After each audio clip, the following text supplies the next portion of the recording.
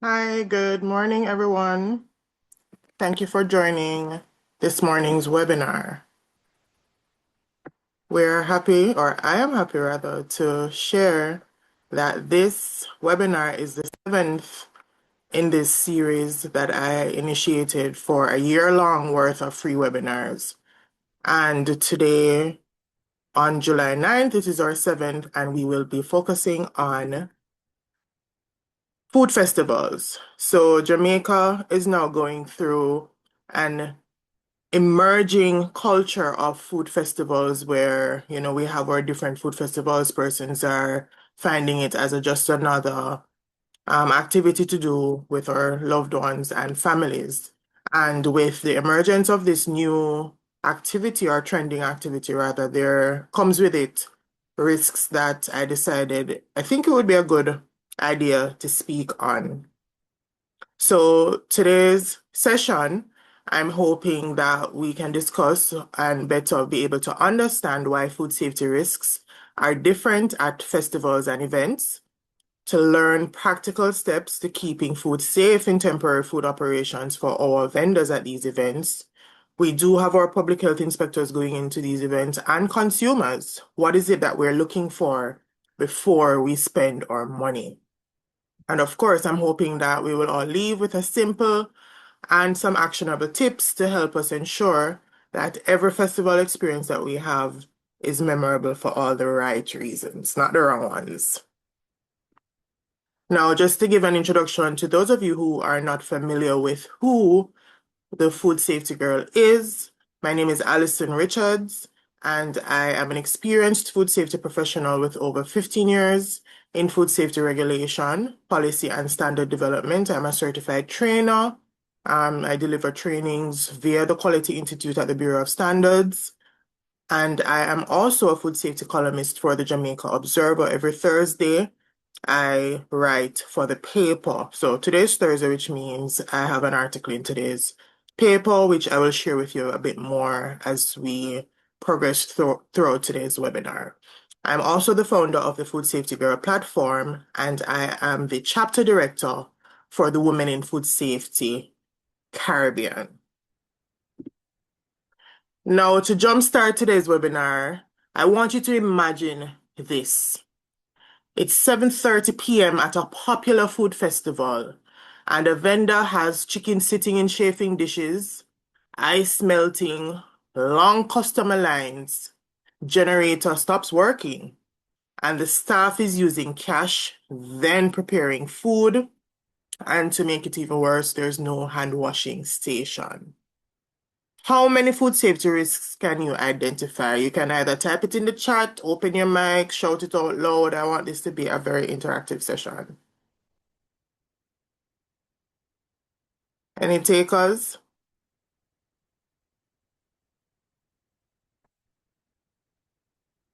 Is everyone hearing me?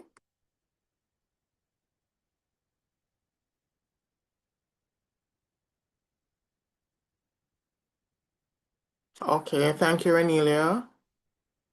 All right, Shanisa says about five or more. I would want to say it's pretty much all of them. Right? And that is the idea behind today's webinar for our vendors who might participate in these festivals. How is it that you ensure that you're ensuring food safety at the end of the event? Your consumers are leaving pleased. And of course, for our consumers, how are you experiencing a festival? Are you, have to be walking around side-eyeing everything that's on a display? Are you going home at the end of the night and having to visit the bathroom more than once? So that is the real objective of today. Renelia says first the hand washing station, breaking off the cold chain. Excellent, Renelia. Now, why festivals present unique food safety challenges? So it's not the typical restaurant, right?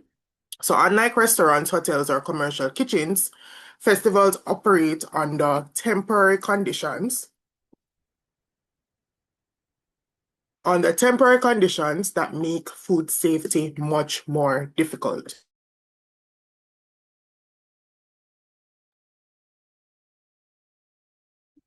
Now, What are some of these conditions? There's limited infrastructure. Many vendors are working without permanent kitchens. They're working without running water. They're working without reliable electricity. They're working without refrigeration and adequate storage. There's also environmental conditions. The outdoor events expose food to high temperatures, especially in the summer heat. There's direct sunlight. There's wind. There's dust. There could be rain. Also, insects and birds. I don't even think I have to elaborate much on birds because you do know that pigeons tend to be one of the main culprits here. If you're not aware of your surroundings, it means that you are having your food outdoor at risk, right? Now, each of these can introduce contamination or make temperature control so much more difficult. There's also the issue of high volume production. Now, the festival vendors often prepare hundreds or even thousands of meals in a short period. So, of course, this means that food is prepared in larger batches, the equipment is being used continuously, the staff becomes tired, and of course, the corners may unintentionally be cut during the busy periods because everybody is trying to get the food. As a vendor, you've invested in this event, you've paid vendor fees and you want to make sure that you're earning this money. So in the haste of everything, you might be like, oh, nobody not seeing me. I don't need to wash my hand. Just rest it there so until it's time for me to resume. So all of these things are considerations for us to have. There's also the issue of temporary staff. So the staff that you usually have at your restaurant or at your catering business on a regular weekly schedule, these are the persons who may not be able to come out. So it means that you have to now find temporary staffing, especially if you don't already have enough persons on staff. So you're going to be relying on seasonal workers or volunteers who may not have formal food safety training. And that is a huge issue, right? Now, without proper supervision, inconsistent practices can increase risk. There's also the issue of long operating hours. Our food festivals tend to go a bit longer, especially outside of normal working hours. It's usually in the afternoon going into late night, right? So you want to make sure that maintaining your food at a safe temperature for extended periods is something that you um, do without any challenges. Because of course, the longer your food stays outdoors where there is intermittent electricity or poor electricity supply, or you don't have constant refrigeration, then of course, that can increase the risk of food becoming unsafe. Now, why do outbreaks happen at festivals? We have some reasons there on screen. The food is prepared too early. We do have some vendors who will prep before they actually come to the venue. So they're pre-prepping some of the stuff that they think can hold up well. So that is also another cause, right? You're preparing your food way too early. There's also the issue of inadequate cooling, improper reheating. So you've prepared your food, but however, when the food is in that danger zone, which is usually between 5 degrees Celsius to 60 degrees Celsius, and then you reheat. If you don't reheat it thoroughly, it means that the bacteria is there proliferating, growing to copious amount, and of course that is when you get a problem. There's also the issue of poor hand hygiene. If there's no running water, how effective is hand washing? Are we handling money and food at the same time? Are we touching food equipment? We're lifting up the container with our food ingredients to put somewhere and then we're not washing our hands before we entering serving. There's also the issue of cross-contamination, unsafe water, because we're using water to wash up our utensils, wash our containers, wash our hands. Is this water safe? And there's also the issue of insufficient cleaning. Right, so we're not just using a piece of rag with a little water on it. Is it disinfected? Is there soap? Is there sanitizer? Are we using bleach? And if we're using bleach, what concentration are we using? We don't want to use too much to leave any residue on the surface or in our containers, because of course that can alter the food experience. And the last reason I'm going to share is the lack of temperature monitoring. right? So if our food, or hot food should be stored above 60 degrees Celsius, is that being monitored? If you have something cold, is it below 5 degrees Celsius? Now we're going to focus on the biggest risks. I highlighted 4 for today's webinar, and we're going to be looking at temperature abuse, cross-contamination, poor hand hygiene, and poor allergen control. Now, before we get into those risks, I want to focus on the organizer's responsibility, right? Many people forget that the organizers have responsibilities too. And sometimes, having been to a few food festivals, I am convinced that the organizers sometimes forget that they have a responsibility. The only responsibility is not really just to market your event or to collect payment for vendors. There are a few responsibilities that vendors must assume. One is vendor selection. I don't think persons really pay attention to this because I think oftentimes the idea is just for monetary reasons. Once a person comes and they have their money, then it's go time, right? But we want to be careful that we balance um, economic growth versus consumer safety. Ask these vendors, do you have valid food handlers permit? Is your business registered? And it all comes down to liability, right? Because if you're not registered, what form of tracking is there really to pay attention to what could possibly go wrong, right? So you want to make sure that you have vendor selection is not only those who are economically able to pay, but those who really do have the requisite guarantees in place. There's also your responsibility of providing adequate water supply. You want to make sure that your vendors have adequate water supply, that the patrons have access to water, right? Hand washing stations, those are equally important. They need to be able to wash their hands. Waste disposal management is also a critical issue because the last thing you want is really to have waste just lying around. I remember a recent festival I went to. We had persons walking around intermittently picking up garbage from, our tables and stuff. So that was a good, or in my opinion, a food safety green flag. There's also toilet facilities. What are the toilet facilities like? You have persons, both for vendors and both for consumers, because the last thing you want is to use the restroom or use a poorly maintained restroom. There's not enough water or sanitary facilities involved. And then, of course, that comes back out onto the food scene, right? Because you're going back to your vendors, you're moving around, you're tasting this, and of course, that will just lead to spreading any bacterial contamination that is around. There's also the responsibility of providing electricity, the layout of the venue. Are we having our bathroom right in the smack in the middle of where persons are enjoying food? So you have to have your restrooms a bit away from the main um amenities and excitement, right? You also want to have an emergency plan in place. What do we do if something goes wrong? And of course, which is even more critical, coordinating with health authorities. I mentioned earlier about inspectors, what inspectors look for, and that we're going to get into that a bit more. Now, what do inspectors look for? They're looking for your food handlers permits, right? They're looking for your license. How is it that you are operating? And I must say that I've been to events before where I've had to wait in line because the inspector, the public health inspector, is there making sure that they have the requisite things in place.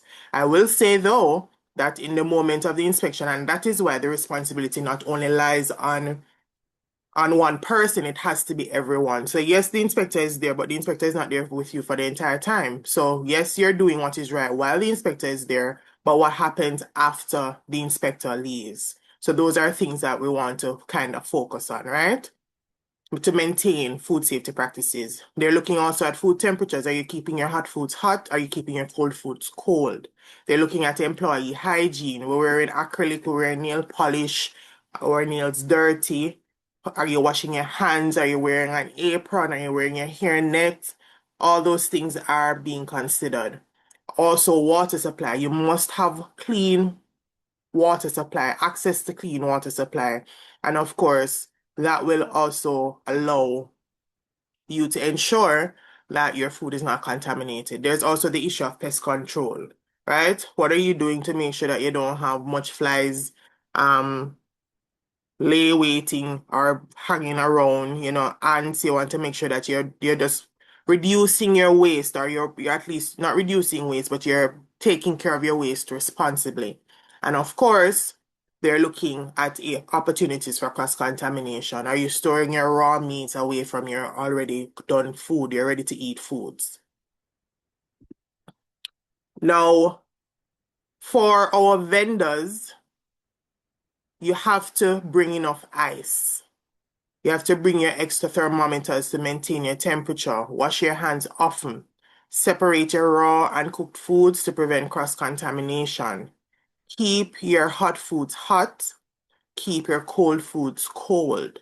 You also want to protect your food from dust and insects. Clean as you go. Train your staff. And remember, if you're in doubt, you must throw it out. Now, I want to touch a bit on allergens before we move ahead. That is something that persons don't really think about. We talk about cross-contamination, but then we don't talk about cross-contact. And those things are two different things which we tend to use or get confused easily. Now, cross-contamination is pathogens moving from one surface or food item to another. And then we have cross contact is when allergens are moving, and our allergens are our peanuts or tree nuts or sesame seeds or milk or egg or seafood, so like our shellfish or our fish, our shrimp, right? Or soy. There are 8 major allergen groups, and all of those allergens, that's why it's so important for us to know what the allergens are so we are aware that, of how to prevent cross contact. So if we're at an event, you might, a consumer, I may go to an event and I have an allergen or allergy towards a particular food. I want to be able to eat freely, knowing that the vendor is aware of what these allergens are and that there's no cross contact.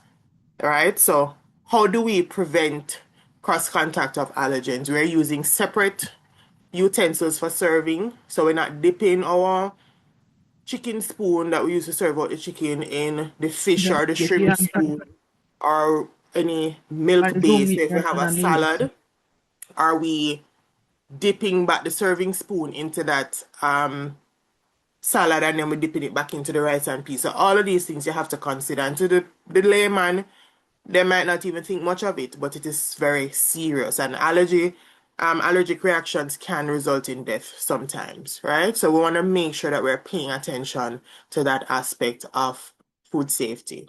Now, for patrons, as consumers, when we go to food festivals, what is it that we should pay attention to? We want to make sure that the staff is washing their hands. And don't be afraid, because sometimes people, as I said before, they're under pressure, they're trying to hurry, and they're not even realizing what's happening. So don't be afraid to politely say, do you mind washing your hands before you serve my food? Because I've done that. I mean, sometimes it's received well, sometimes it's not, but that is why you're the consumer. So if it's not received well, it means that you go elsewhere to spend your money, right? So make sure the staff are washing their hands. The food is protected from dust. Hot food is kept hot. Cold drinks are properly chilled. And the clean serving utensils are being used, right? So we don't want to see you serve something and then you itch it up over one little part over there, so, and you're gone by your business and fly come, dust come, and then you take out back the same utensil and then you resume serving. You want to make sure that they're kept clean and that they're maintained. We also don't want to see garbage overflowing at your food station, because if garbage is there, it means that this is where your pests enter, your flies. Hopefully there are no rats around, because they're going to try and get into it, especially if the garbage is not in a well-lit area. And of course, we definitely do not want to see vendors handling money and food at the same time. Now, red flags, food safety red flags. Walk away if you see food sitting just there in the sun. It just palaving in the sun, right? There's no shade. There's nothing keeping it warm. And yes, even though we're supposed to keep our hot foods hot, definitely not from sunlight, right? You want to walk away if you see raw meat being stored beside your cooked food. That's definitely a red flag. No hand washing facility. How are they washing their hands? Right? And not because sometimes people tend to be thrown off by, the the aesthetic of the place or the ambience. You want to make sure that these fundamental food safety requirements are in place. So if you don't see nobody washing their hands, you don't see them, you're not seeing anything, it means that something is amiss, right? If the staff is touching food after handling cash, that's definitely a red flag.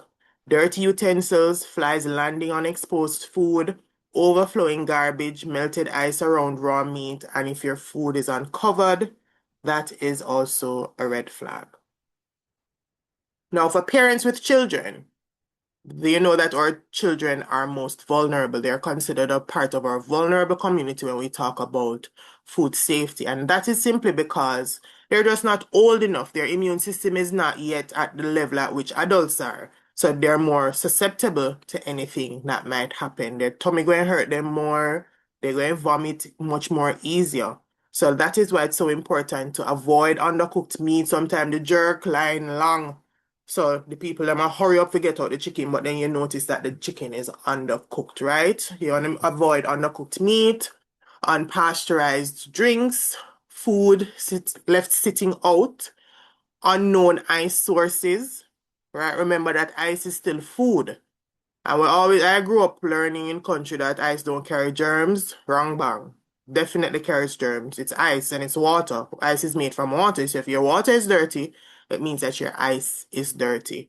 It means if your ice falls on the ground, it can pick up dirt, right? So you want to make sure that your ice source is known. And also keep your children hydrated. For older adults and pregnant women, which make up the other part of our vulnerable community as it relates to food safety, this is because, of course, as persons get older, they say once a man, twice a child is the same idea. As we get older, our immune system becomes compromised. So it means that we're more susceptible.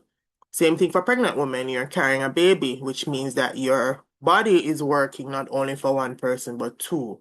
So it means that you have to be extra cautious with undercooked meats, raw seafood, unpasteurized juices, soft cheeses made from unpasteurized milk, and foods sitting out too long.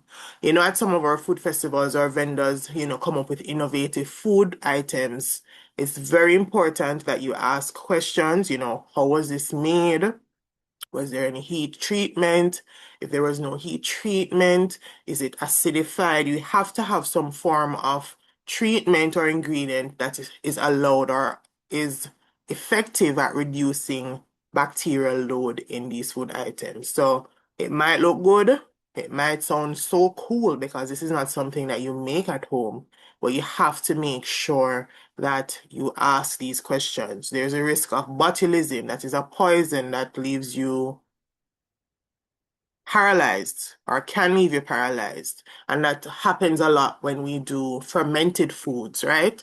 So you want to make sure that you are paying attention, asking questions for these new products that you see on the market. Because also sometimes persons may start something at home and their family may cook it for Christmas dinner and the family members love it and them say, all right, I'm gonna start a business, but there's no scaling, there's no product development, there's no formulation of the product. And of course, with scaling, it means that you have to use more ingredients. However, you must be aware that ingredients do come with limitations. So it might be an additive that has to be heavily controlled in adding it to your product. So you want to make sure that you're going through the right channels to make sure that your products are safe for the consumer. Now, for consumers, before you leave home, you want to have a little checklist, right? Always carry a hand sanitizer, right? And it don't mean that you're going to just hang on to this hand sanitizer throughout the entire session. It means that you want to wash your hands with soap and water whenever it's available, especially before eating. Like, for example, I went to a festival recently and they had zoo animals there, right? They had snakes and rabbits, I believe, and I think I saw a baby, either an alligator or a crocodile, not sure which one it was. And you can imagine that this is a attraction for the kids. Even my daughter that was with me, she went and she held a snake. And I wanted to hold the snake, but then all I could think about was what's happening when I'm ready to eat the food. So, I think persons don't even think twice. It's like, oh my God, probably never been to the zoo. They're seeing the animals, they're touching, they're holding. But then what happens after? And hand sanitizer in this case is not it. You definitely have to wash your hands with soap and water before you get on to your next meal. You want to stay hydrated. You want to know what your allergies are, communicate your allergies, ask questions, and you also want to eat from busy vendors with good food turnover. I know this will be a slap for some of the vendors who probably don't have a lot of persons going there, but my theory is that if I see a vendor that is packed and people can't wait to get the food, chances are the food is not being left out for too long because it's going to be hot because people are waiting. So that is often a good sign. However, whenever you do get that meal, you need to ensure that you're not seeing any pink run juices in your chicken, just to make sure. So that is not a foolproof method, but it's always an indicator that you're not getting any leftover food or any food that has been left out for too long. And of course, do not leave your leftovers in a hot car because it's hot. That does not mean that it's keeping the food to the temperature that it should, right? Because if we sit in a car that is above 60 degrees Celsius, none of us will survive, which is outside of the danger zone and what is required. So you definitely don't want to do that. Now, I think it's very important for us to understand that foodborne illness affects far more than the individual who becomes sick. For consumers, it results in illness, hospitalization, and if you're sick and in the hospital, it means that you're not able to go to work. And if you're not able to go to work, it means that you're losing your income, right?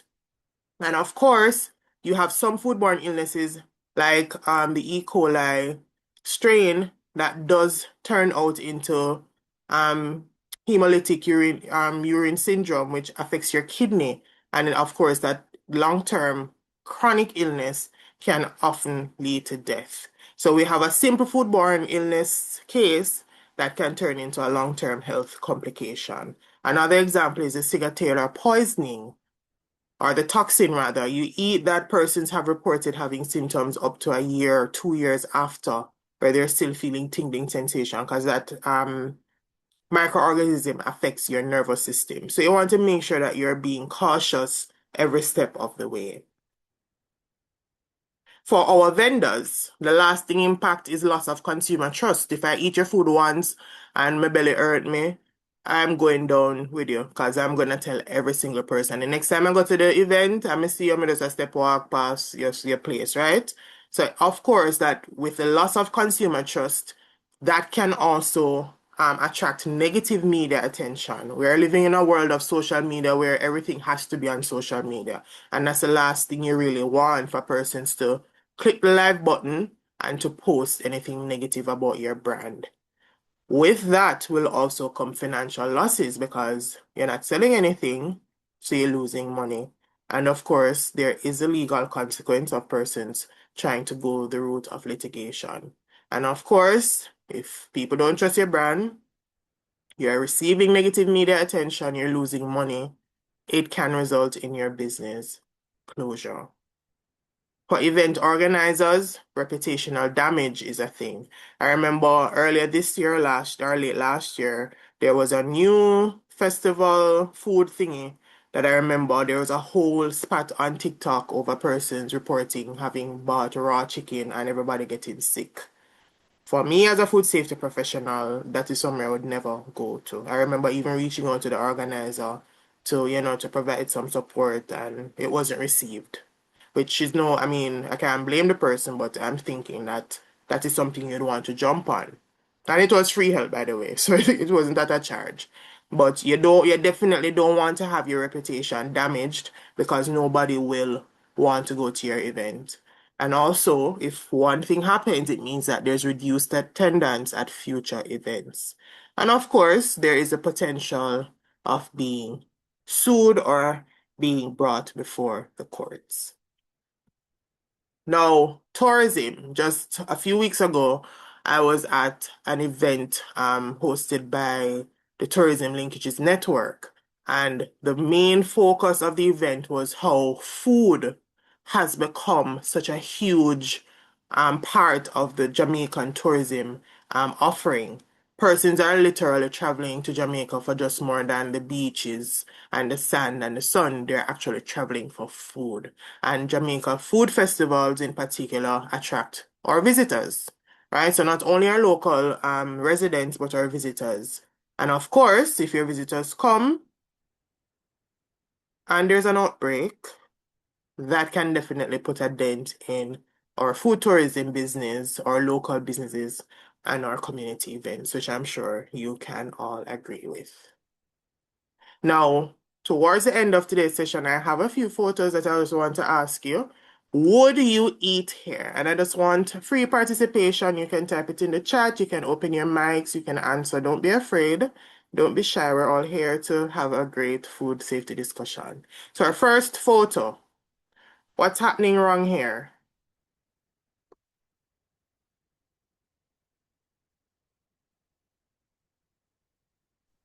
She's handling food and she's handling money.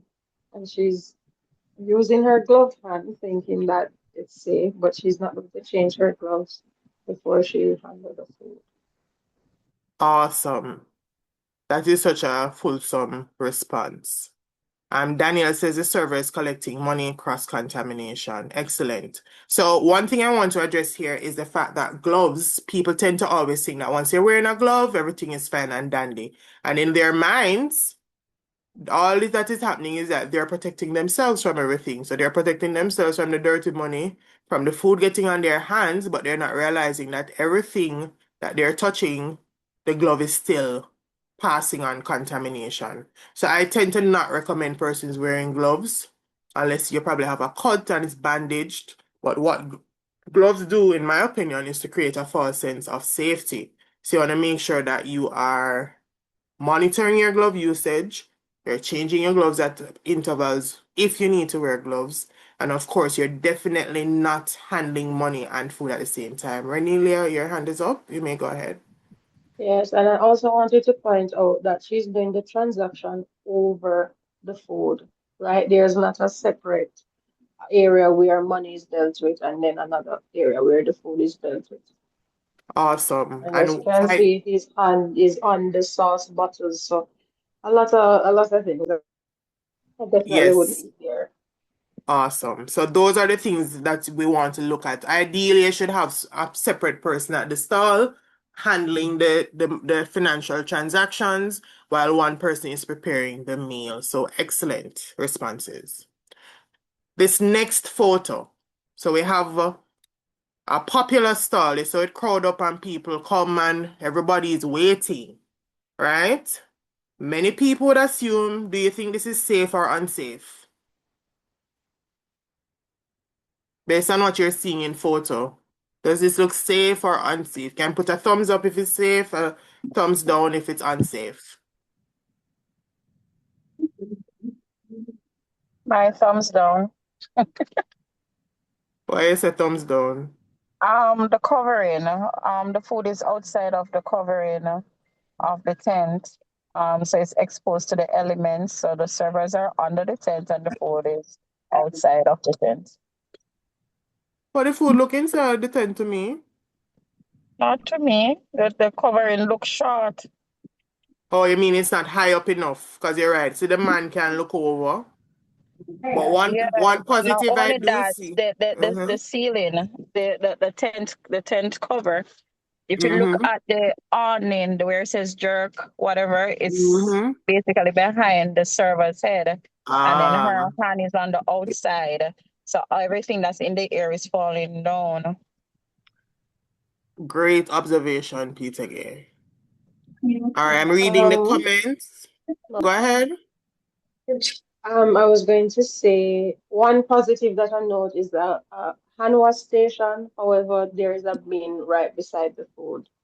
So even though the hand wash station is a positive, there is also the bin and the accumulation of garbage that's going to happen around where the food is being served. Awesome. Daniel says garbage cans are right next to the meals being served, right?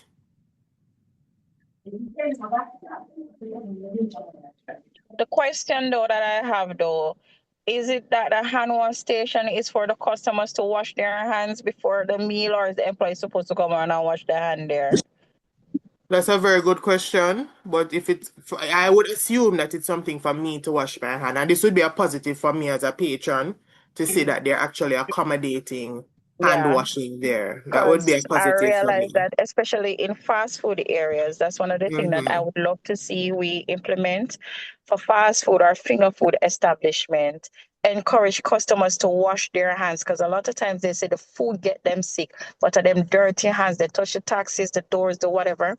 They come inside the establishment and eat with the dirty hands and then say, "Oh, it's the food or the stale patty that got me sick." That is so true, Peter Gay.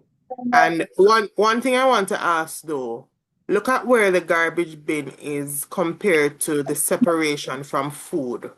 Would you still consider it high risk?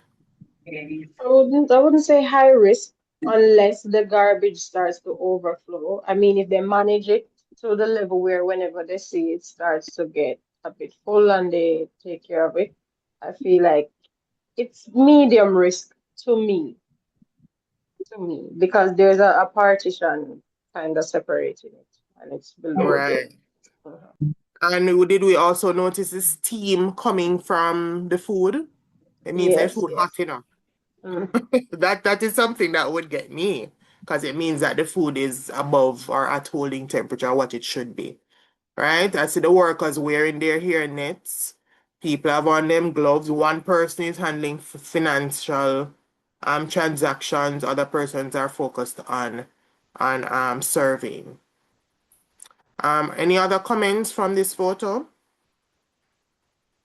Just that the customers would have to be standing in the bin or over the bin to To to conduct order their their food. transaction. So it's actually blocking.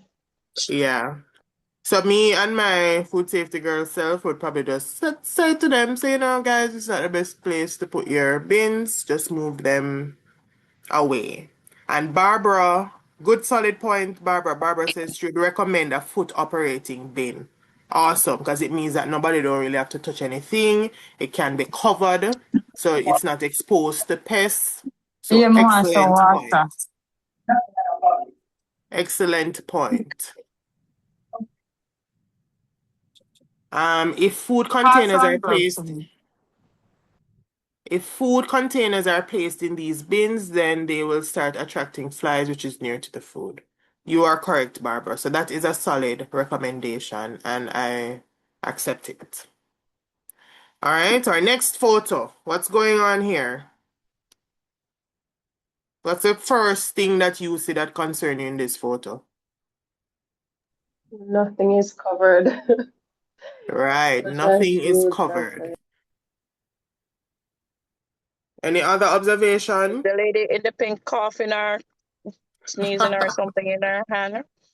The Right. environment is very uncontrolled. It's not even like they're on the trees and they're in plastic covering or a shrink Mm-hmm. wrap over them or foil paper.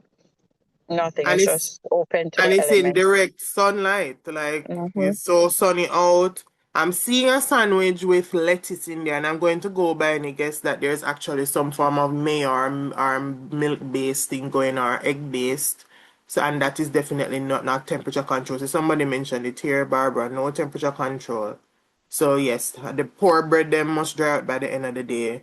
I see we have something looking like pastries over on the back end there. The serving utensils is just smack in the middle that somebody used their hand to touch and the handles are there back on the food. So all of these things are things that we should be looking for when we go to these food festivals. And equally as vendors, we want to make sure that we are not practicing these I would call them travesties. Probably travesties are a strong word, but we definitely don't want our consumers or our patrons to come and see these kind of things.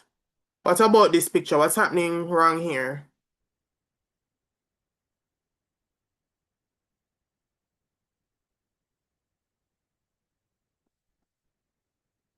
Anybody know what's wrong with this photo? Would The you meat, buy the, jerk the chicken meat, from a vendor that stores their chicken like this? no, the meat are tare out and not properly stored. Right, we definitely should not be thawing chicken in water. That's a My friend is no-no. not a food safety personnel, and I showed her the picture, and she said, "Oh my God." Right, right.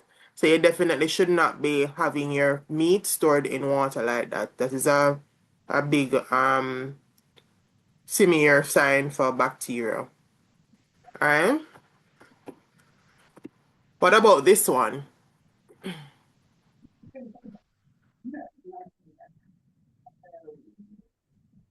Is there any red flags here?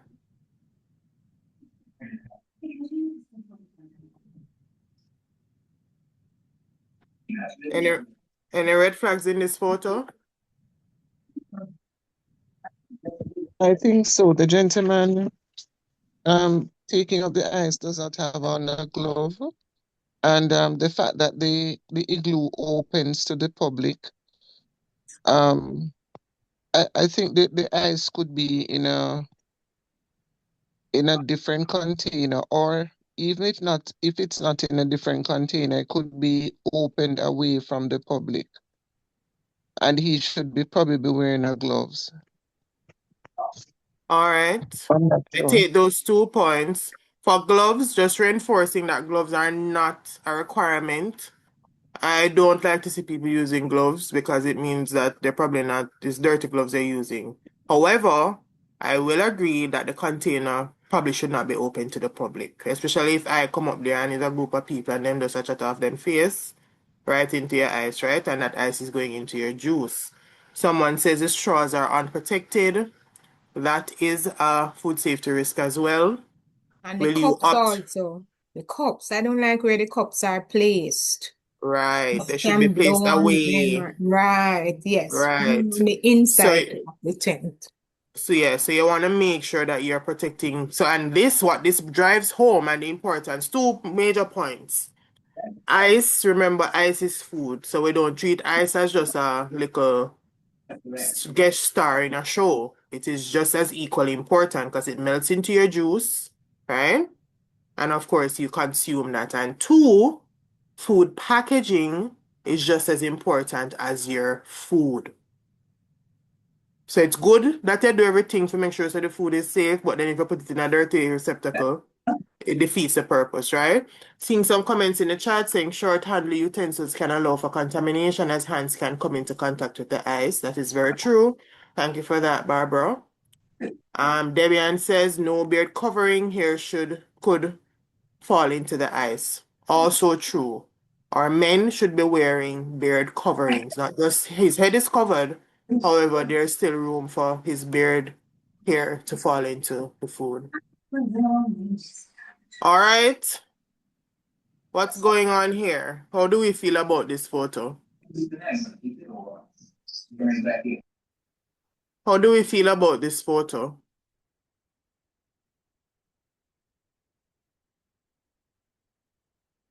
The food is uncovered.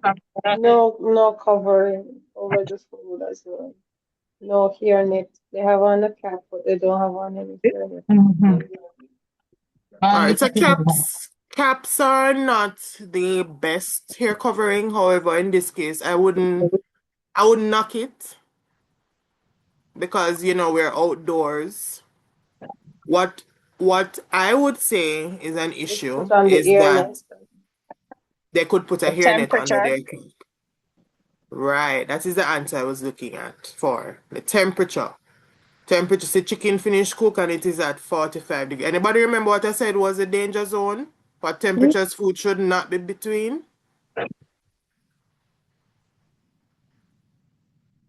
All right. Something. So we have something called the danger zone, and that danger zone is a temperature between which bacteria they must come out and them have the time of them life, right? And that temperature, Yannick, is correct, 5 to 6 degrees Celsius.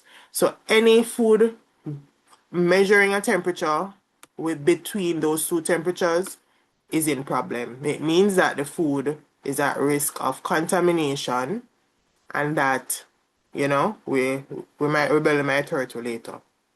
So we want to make sure that we're maintaining temperature.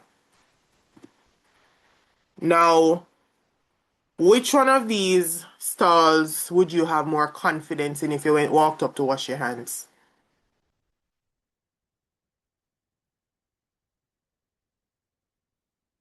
The one on the left or the one on the right? On the right. On the left.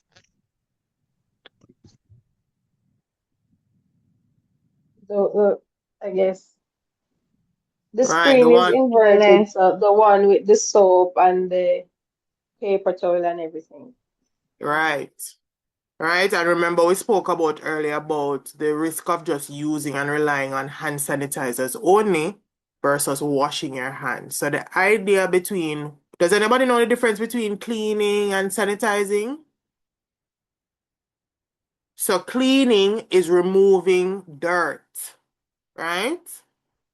You're With soap and removing dirt water. from your hand, all the visible dirt that you can see. You're removing it. And sanitizing is To removing kill the all the bacteria. bacteria that you cannot see. That is what sanitizing does. So, if you have dirt on your hand and you just put sanitizer on your hand, what do you think happened?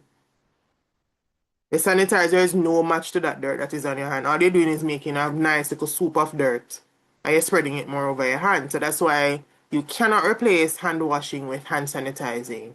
So I would go for the hand wash station on the left. Because see, we have our foot pedal, which is perfect because I don't have to touch the germs it tap. Press it, wet my hand, add some soap there on the left. And there is also paper towel that I can roll off. I don't have to take up the paper towel in my hand to wet it up with all the germs and then put it back down. You just reel it off the spool and there's a waste bin to your right that you dispose, which is a pedal bin as Barbara mentioned earlier.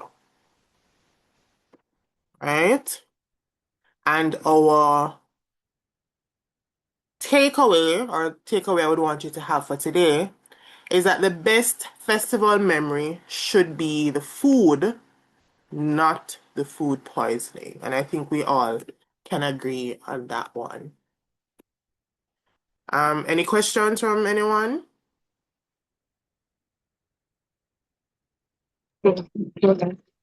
Yes, is there a problem to prepare the food on site? I'm sorry, I joined late. If it's a problem to prepare your food on site, Yes. that's So actually say the for instance, recommendation. You want to reduce the wait time between the food being prepared and persons getting it. yeah, Because so that what is about that like is fries and those things that you know? you definitely want to prepare those on site. So Correct. they Okay. say you prep your food, but you're not doing any cooking until you get on site. That is Correct. ideal, right? All right, then give me 1 second. So it's a case where you prep and then when you bring those on site, you get them done. That's what I was referring to. Yes, yes. Okay. Thank you so much for that. You're welcome. Any other questions?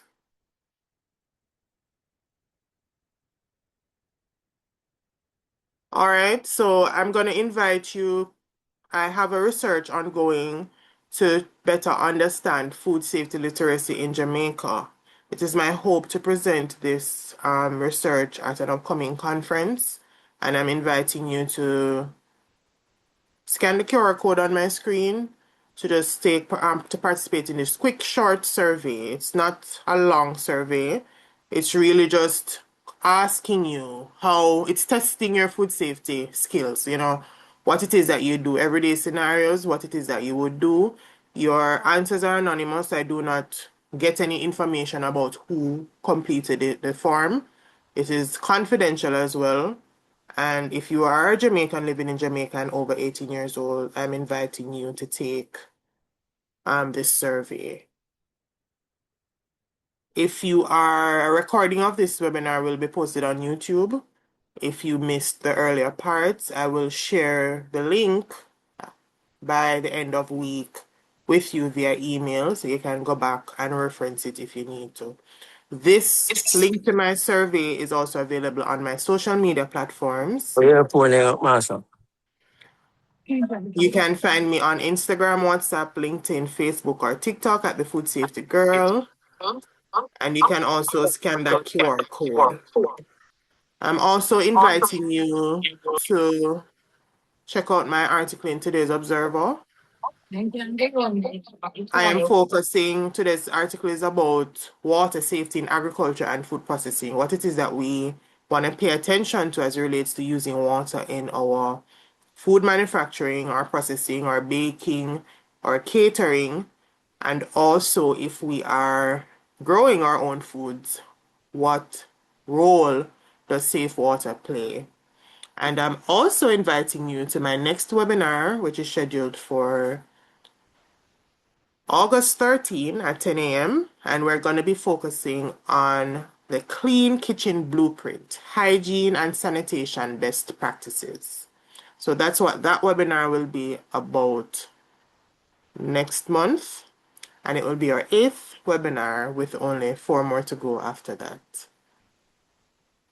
If there are no further questions, I am going to put it back to my survey screen. If you have the opportunity to take the survey, I would really love it. My target is to have 500 responses. I think I'm at 130 now. So I would love to hear from you all. If there are no further questions, thank you so much for joining me today.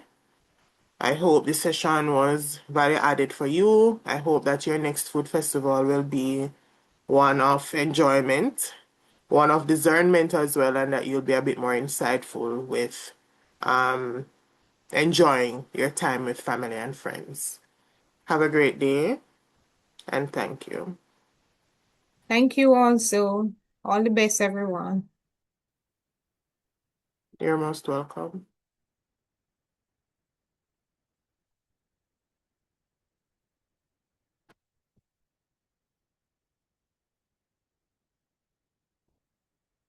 I got it. Bye, Alison. Very, very, very wonderful. Wonderful as usual. Thank you again. Thank you, Peter Gay.